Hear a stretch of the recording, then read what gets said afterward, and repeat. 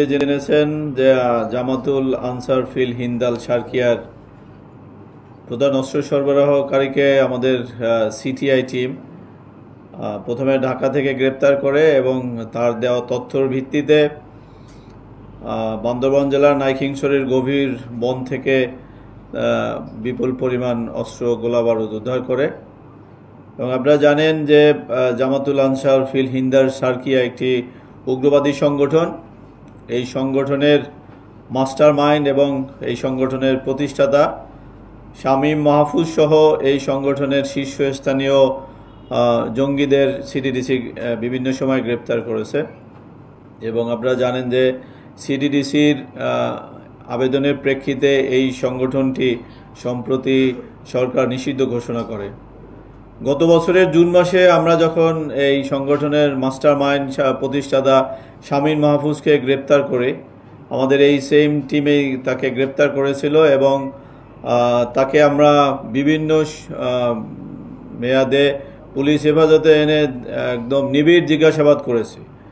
জিজ্ঞাসাবাদে তার কাছ থেকে এই সংগঠনের প্রতিষ্ঠা বা এই সংগঠন তৈরির বিভিন্ন বিষয়, এই সংগঠনের প্রশিক্ষণ, এই সংগঠনের অর্থ সংগ্রহ, এই সংগঠনটির অস্ত্র কালেকশন, পাশাপাশি কুকি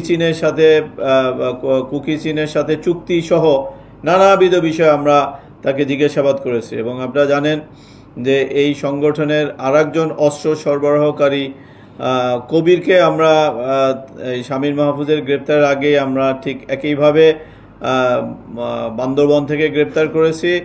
ঢাকা থেকে গ্রেপ্তারকৃত দুইজন পলাতক সদস্যদের তথ্যের ভিত্তিতে, এবং সেই সময় আমরা এই সংগঠনের কার্যক্রম সম্পর্কে একটা বিস্তারিত ধারণা পেয়েছিলাম।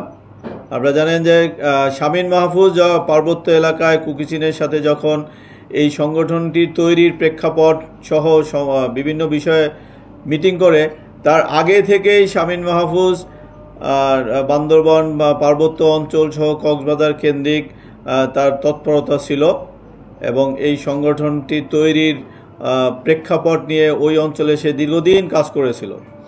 পরবর্তীতে যখন কুকি চীনের সাথে প্রশিক্ষণ শুরু হয়, কুকি চীন তাদেরকে যে চুক্তির বিনিময়ে বা চুক্তির অনুসারে ট্রেনিং প্রশিক্ষণ দেওয়া শুরু করে, তার আগে থেকেই সে এই সংগঠনের জন্য অস্ত্র সংগ্রহ প্লাস আপনারা জানেন যে আমরা আগেও বলেছি যে অন্য আরেকটি জঙ্গি সংগঠনকে